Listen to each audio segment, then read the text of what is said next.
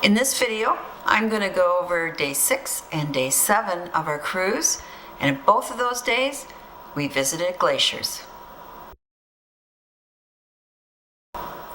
On day 6, we woke up early and had breakfast on the deck. And it was a beautiful view as we entered Glacier Bay National Park. The day was sunny with a chill, and I really got a kick out of the seagulls trying to match our cruise speed. It was really fun to watch them. The scenery was absolutely stunning. A National Park Ranger was on board and shared facts on the park over the loudspeaker as we cruised. I discovered that it only became a national park in 1980, and it is a designated wilderness, a biosphere reserve, and a World Heritage Site. Currently, glaciers cover 2,055 square miles, which is about 27% of the park. They say there are over 1,000 glaciers in the park, and most of them go unnamed.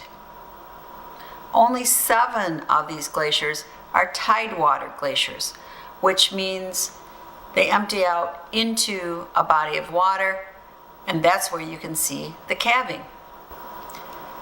The local Native Americans call the calving process of the glaciers to be white thunder, which I think is pretty appropriate. The maximum number of vessels allowed in the park each day in the summer is 2 cruise ships, like the one we were on, 3 tour boats, 6 charter vessels, and 25 private vessels. We never saw another vessel the entire time we were in the park.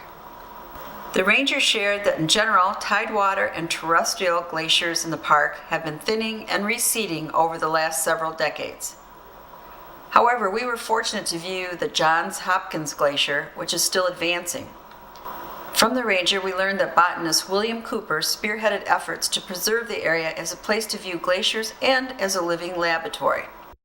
The mountains in the distance were postcard beautiful. And the glaciers have such a lovely shade of blue, especially when the sun's out. It really is quite striking. We were fortunate enough to see some calving, but I wasn't quick enough to get it on film. Day 7 was not so nice. It was very cloudy and overcast and chilly. I was very glad I had my gloves and my earmuffs to wear. We were now about 200 miles northwest of Juneau as we viewed the Hubbard Glacier. It was named after the National Geographic Society's first president, Gardner Hubbard.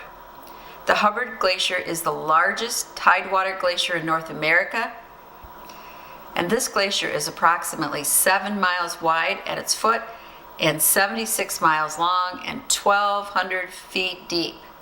These measurements are constantly changing as the Hubbard Glacier continues to grow and move forward into Disenchantment Bay. Now, I had to find out, why was it called Disenchantment Bay? Turns out the Spanish explorer that discovered that bay was very disappointed because it wasn't the entrance to the Northwest Passage. The views weren't as stunning as Glacier Bay. Instead, I became fascinated with the chunks of blue ice floating in the water. The color was so mesmerizing. The rest of the day and night we spent in open seas, and that was quite different. It got pretty choppy, and I couldn't help wondering how all the passengers that had the unlimited drink package was doing. Because if you were prone to seasickness, this might affect you. It was pretty up and down. Even my stomach felt just a little bit odd, and I don't usually get that reaction. So seeing the glaciers was lovely, and again, it's really dependent on what weather you have, whether you can really enjoy seeing the glaciers or not. So this is Pepper Potpourri. I hope you enjoyed a little summary of the glacier part of our Alaskan cruise. As always, please subscribe, share the knowledge, and thank you for watching this video.